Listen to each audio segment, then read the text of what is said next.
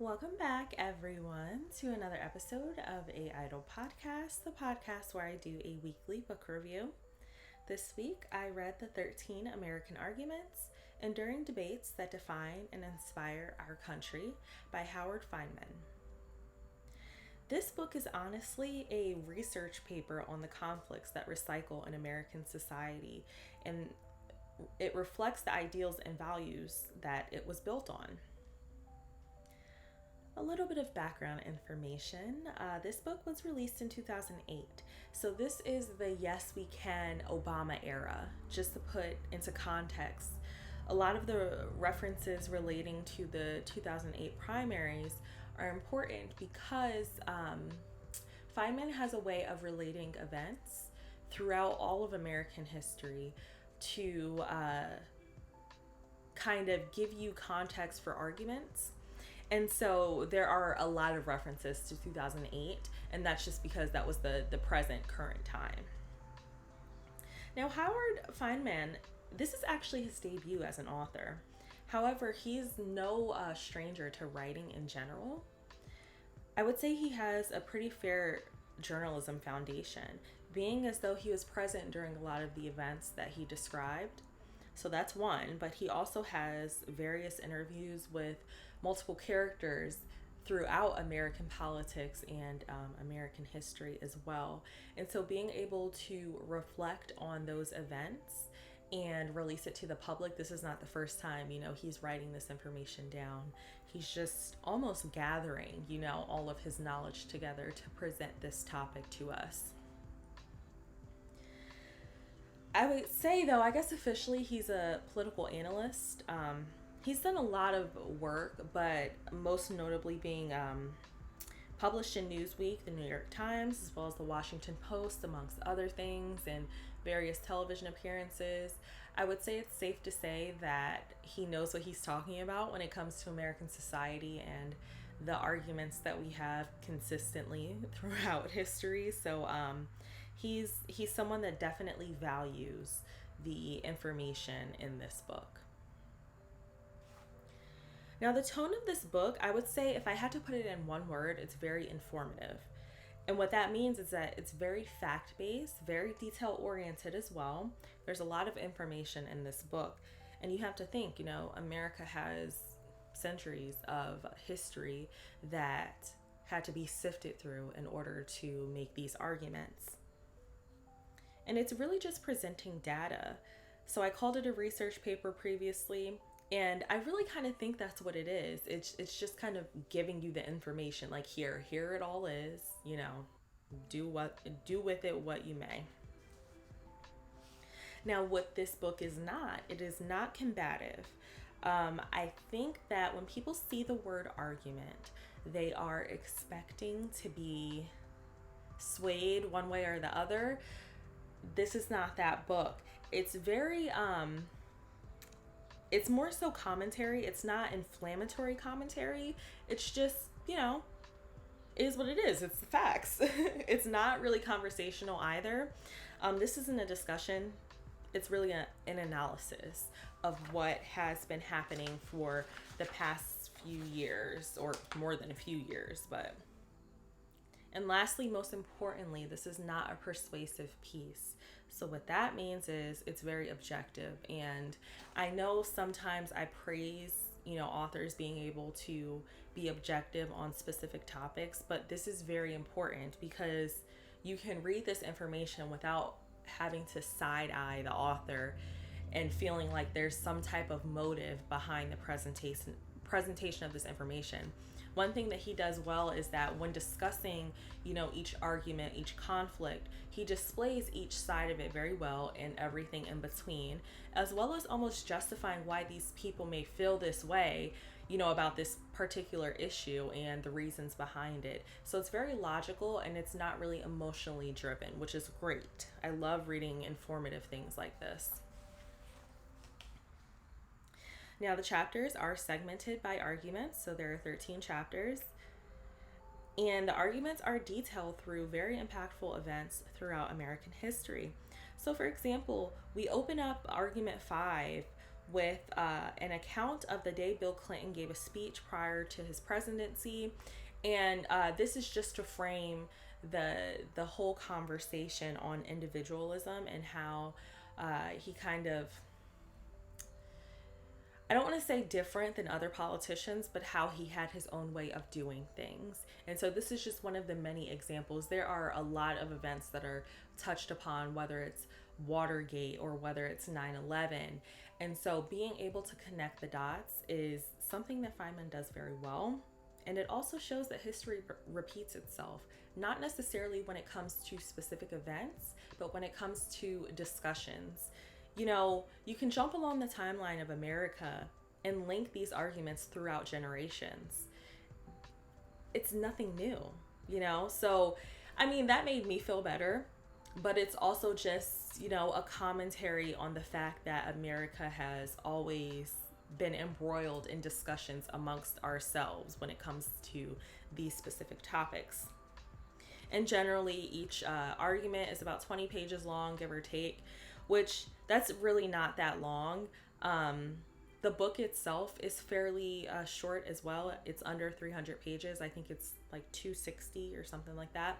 So it's not a very long book, but I will say though, you know, I'll get into that a little bit later, my review, but nevertheless, not very long at all.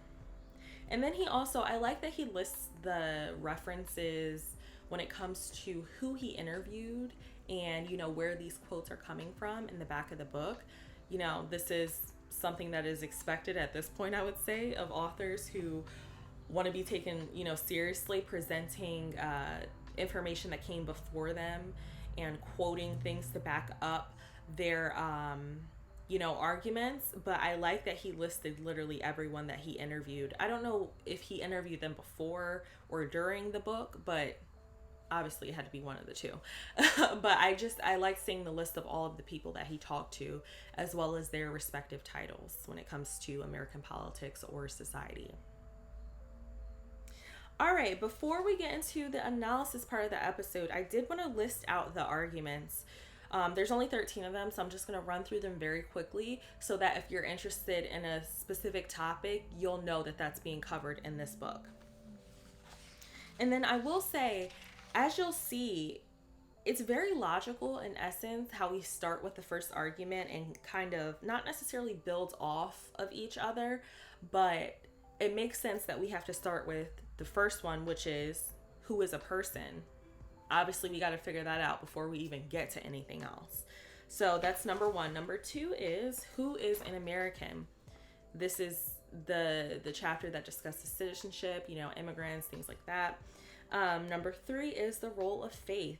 This is the discussion on religion relating to education, legalities, rights, and personal responsibilities. A quote from Feinman says that sectarian crusades in secular realms is essentially what's, you know, has happened in America for a while. The land we live on was claimed in God's name, but the world's first officially secular government sits on it. So if you want a further explanation on that, I would definitely recommend reading the third argument. It covers, you know, every base of this entire discussion and why it's so I don't want to say hypocritical, but that's almost the word that I'm looking at with that quote here. Number four is what can we say or no? This is the chapter that discusses access to information as well as information monitoring. Now, keep in mind that this was released in 2008 and the internet was a thing in 2008, but now we see the evolution of social media platforms being one of the go-tos for information, for news. And so I think that this argument didn't necessarily change. Everything that he said is, you know, very true and something to consider in present day.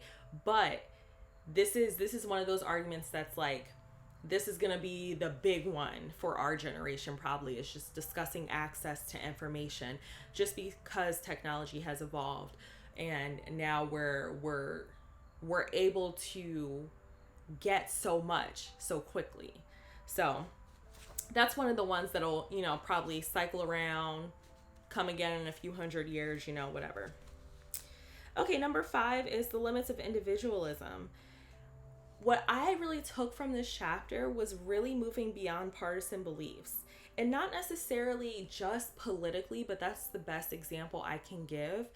He broke it down further, but just the idea of being able to almost be independent in the sense that you're not completely giving up all of your beliefs to be on one side and believe everything that they believe, or be on the other side and believe everything that they believe. Maybe you want to take one from this side, one belief from this side, one thought process from this side. It's just the idea of standing in what it is you believe. What do you value, and going from there. Everything doesn't need to fit into a box of you are a Democrat, you are a Republican. It doesn't have to be like that. Just what do you think? That's what America is about. Number 6 is who judges the law. This is probably the most surprising chapter, not because it's like something that's out there, but this is information that I think that we don't discuss as often as we should, and this is just who gets to interpret the law. And this is where we see the discussion on appointments to the judiciary branch. So our judges, how they're being appointed. And it's funny because I feel like I should have known that in the beginning, the founding fathers didn't want the appointment of judges to be politicized, and as we see now, it is. It was almost unthinkable for me, like obviously if we have, let's say for example, a Democratic president and a spot becomes open on the Supreme Court, I would think that he's gonna nominate someone that has a track record or beliefs along the Democratic how they view things. And there's not supposed to be politics involved in it, but it is very politicized as we see, and it wasn't supposed to be that way. So it was just surprising to see that in text, that it wasn't set up that way. It was supposed to be a check, checks and balances of power, but now we see that it's kind of been ground into the machine of politics. The next few are very self-explanatory, but number 7 is debt and the dollar. Number 8 is local authority versus national authority. Number 9 is presidential power. 10 is the terms of trade. 11 is war and diplomacy. 12 is the environment. And 13 is a fair, more perfect union. So those are the 13 arguments, and I have to say, I do think they cover mostly, everything that we call ourselves, arguing over. I think that oftentimes when it comes to politics, people always, media, whoever, we like to frame it as a left versus right thing. But these issues are, I feel like it can't all be boiled down to a left versus right.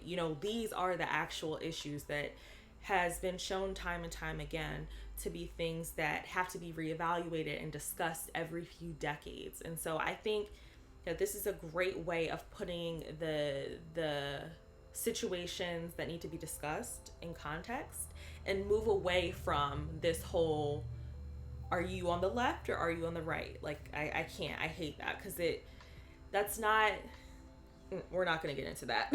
I just feel like it's not, fair to put people on one side or the other, let's look at the actual issues. So, all right. So let's talk themes. The first one I have here is tradition. And this is just whatever the precedent that the founders set. Oftentimes when people are arguing for or against certain issues, they will reference, okay, well, what did the founders say? What did the founders want? And this goes back to, okay, who gets to interpret exactly what that means?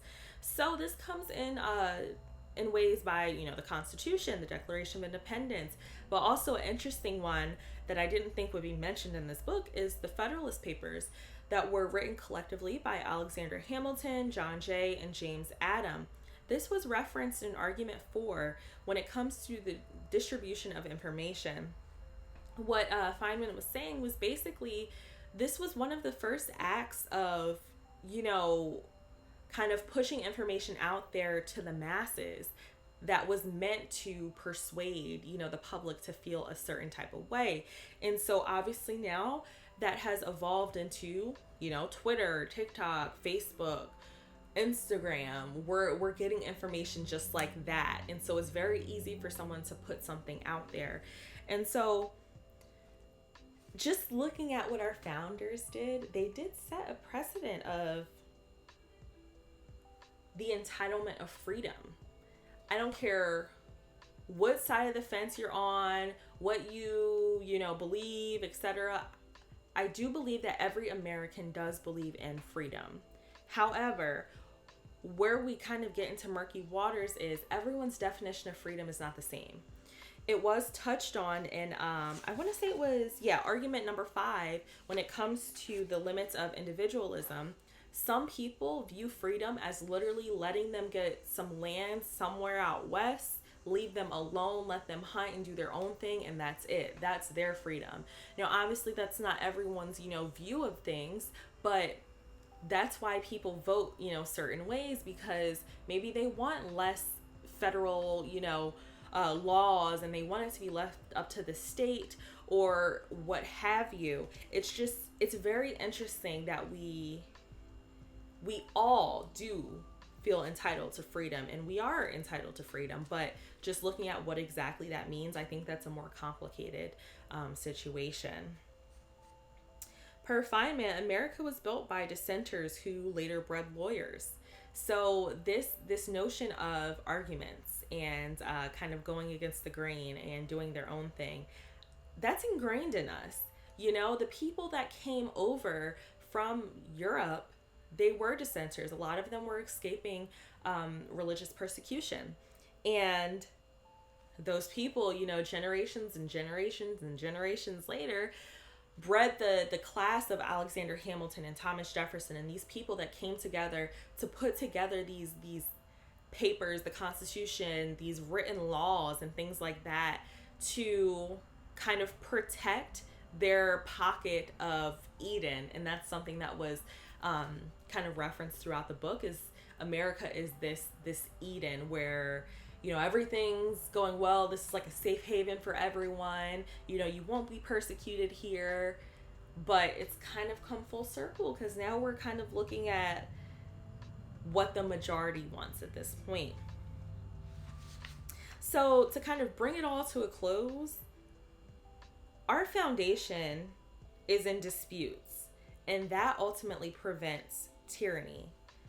And when you really think about it, it does kind of make sense to have a bucket full of various opinions and be able to discuss and argue and sometimes fight about these things. It does prevent someone from just coming in and taking over and just being like, all right, this is the way things are going to be done. We're doing it this way and this way only, and y'all can't argue anymore. And so I like how Feinman framed that the act of having different opinions is what keeps us afloat as a country. So since we keep talking about arguments, and I'm so sorry, that word is certainly overused in this episode, but I can't help it. It's in the title. That is our next theme. And so by definition, this is an oral disagreement that involves different perspectives. Per Feinman, the word but, I realized long ago, is the most important one in any speech and in any public life.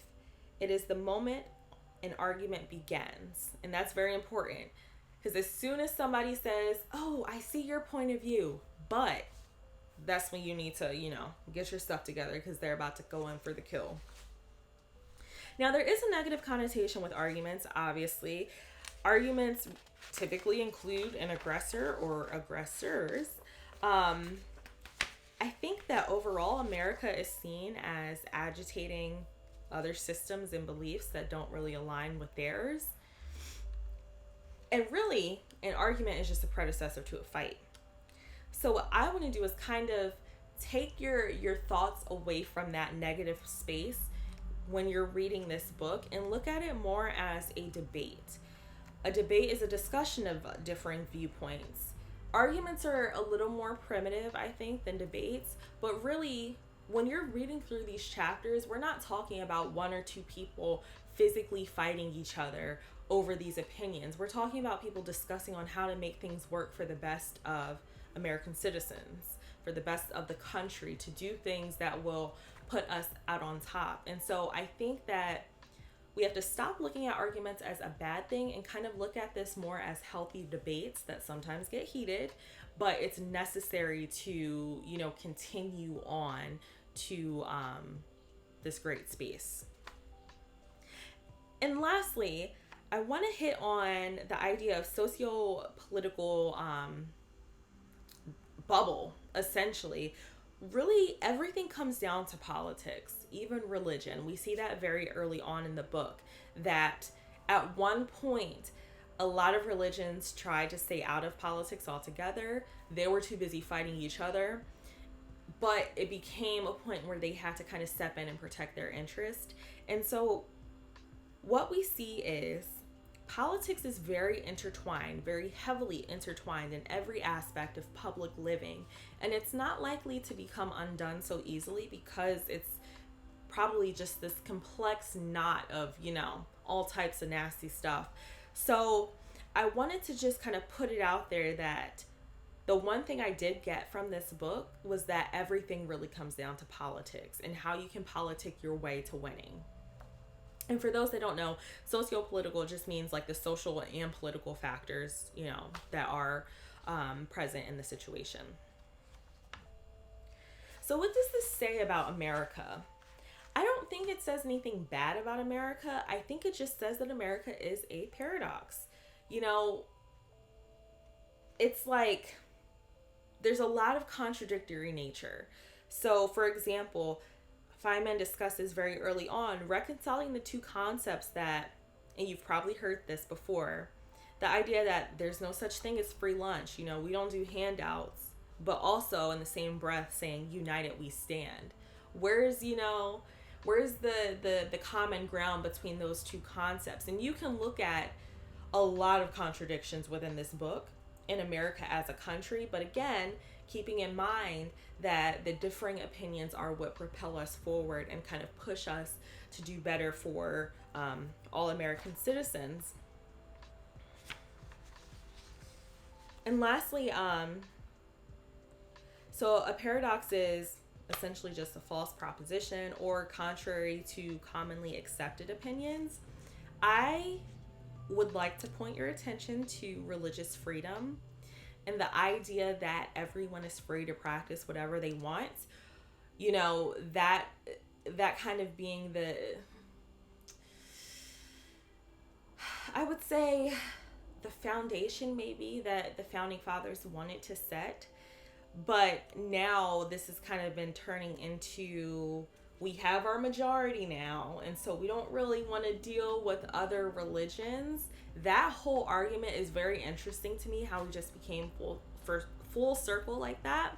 And so I think if you're interested in just a glimpse of how America is a paradox, check out the chapter on religion and faith-based, and that is the role of faith, argument number 3. So now my review. So this is actually a shorter episode than I thought, and I realized that's because I don't want to pull out too many specific details, because I do think that if you're going to read one, quote or something like that, you should read the whole paragraph, because Feinman does do a great job of mapping these arguments throughout American history, and I think it's amazing to see how we're still arguing about the same things, in the 21st century that the founding fathers were arguing about. However, all in all, I do think it was very informative, in some instances very long-winded. The thing with the chapters is, because it's so objective, it almost turns into a textbook at times, and it does get really boring. So aesthetically, this is really boring, but you get so much information out of it. But this is not the type of book to read in one day. This is one that you may need to read a few chapters and put it down and process that information and then pick it back up again in a few days. It's not something it's not like an enjoyable read, but I do think it will remain a reference for all future generations. Being that this is over a decade old, nothing's changed. You know, we may not be talking about one argument, but we're heatedly discussing another one. And so that's also another thing. These arguments aren't necessarily all happening at the same time. You know, one may be bigger. For example, post 9/11, there was a lot of emphasis on what information should be released to the public. So that was the big argument that was happening then. But this does explain how America functions as a country. And I think it answers the question, you know, that sometimes we all have for ourselves is why is everyone always complaining? This is the greatest country in the world, you know? It's not, now I have a different view of it. It's not necessarily complaining. It's just, you know, different viewpoints. And so I do have a little bit more compassion for different perspectives after reading this, because that's what makes, you know, the country go round. It's a great explanation of the delicate balance between liberty, freedom, and free speech. So very informative, great book. Definitely not something to read with a glass of wine. You need to read it with a very clear, sober head to really understand the mess that sometimes can be America. So I recommend this book only if you're the type of person that likes history. If you're just a casual reader, you probably aren't going to like this. So anyway, thank you so much for tuning in to another episode. I am not sure what I will be reviewing next week, but as always, I'm reading a few things. I just picked up a Shakespeare play, so I'm probably going to be reviewing that in the future. But if you have any suggestions, I'm always open. And I will see you all next week. I hope everyone has a great weekend. For a lot of us, it's the weekend before, you know, work really starts back up. So enjoy the rest of your summer. I'll see you next week. Thank you.